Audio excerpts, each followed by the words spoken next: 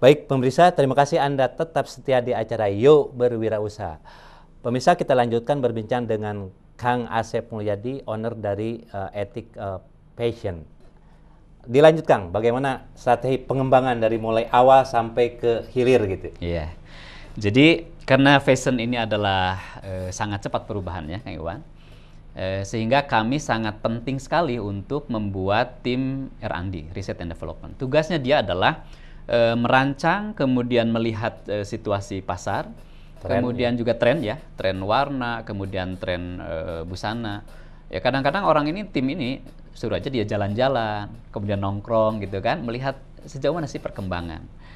Kemudian ketika melihat tren ini, oleh kami langsung dibuatkan kira-kira bahan-bahan apa yang tren ke depan. Pas ya. Betul.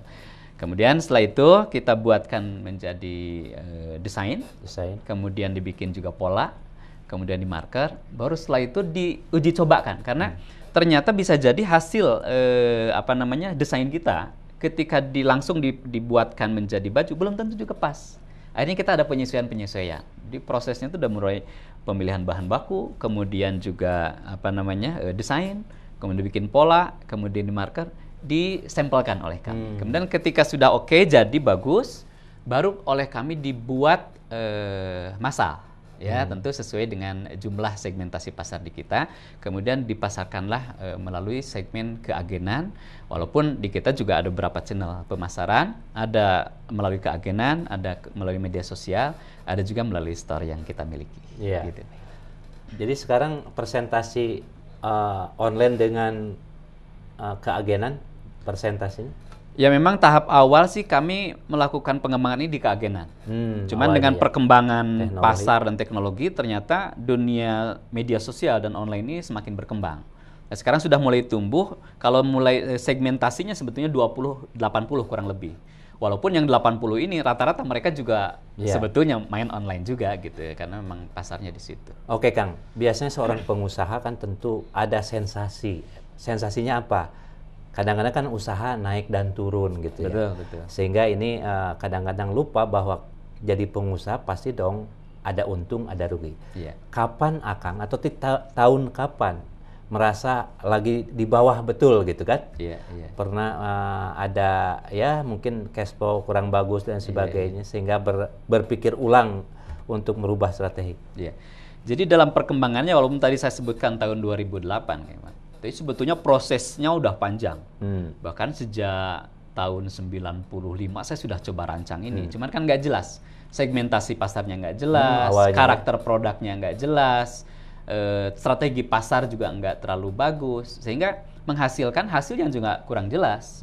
Makanya dalam bisnis ini penting sekali kita menentukan segmentasi pasar, karakter produk yang kita miliki atau jasa, kemudian juga pengelolaan pasar dan pelayanan itu penting.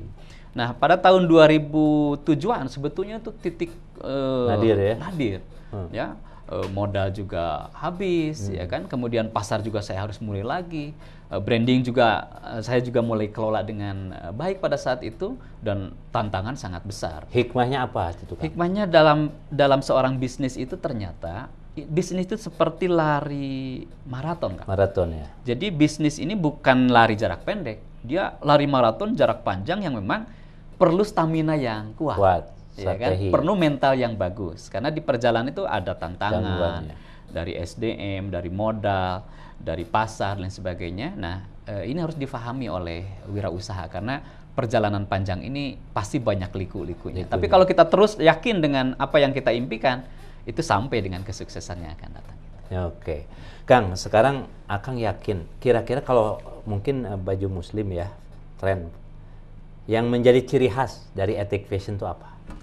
Ya memang setiap produk pasti harus ada titik yang menjadi apa yang menjadi alasan orang membeli produk itu kan. Makanya perlu dalam bisnis ini perlu ada yang khasnya. Ya. Kami sendiri di Ethica Fashion sebetulnya itu grup ya. Di dalamnya ada beberapa brand.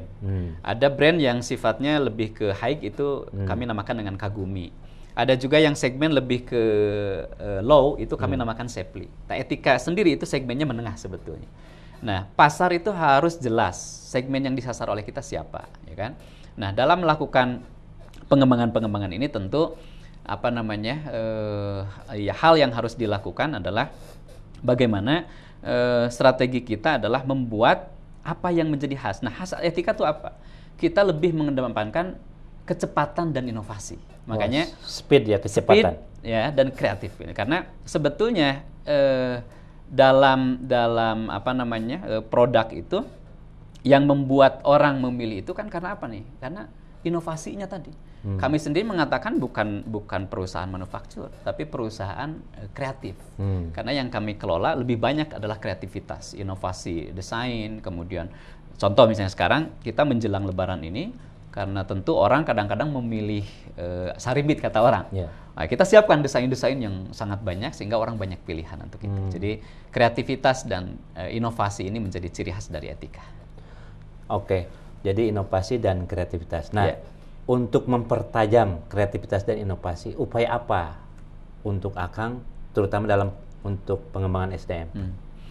Ada dua hal sebetulnya Kang Iwan dalam pengembangan ini. Dalam pengembangan bisnis ini ada dua hal. Pertama, kita sendiri harus punya karakter.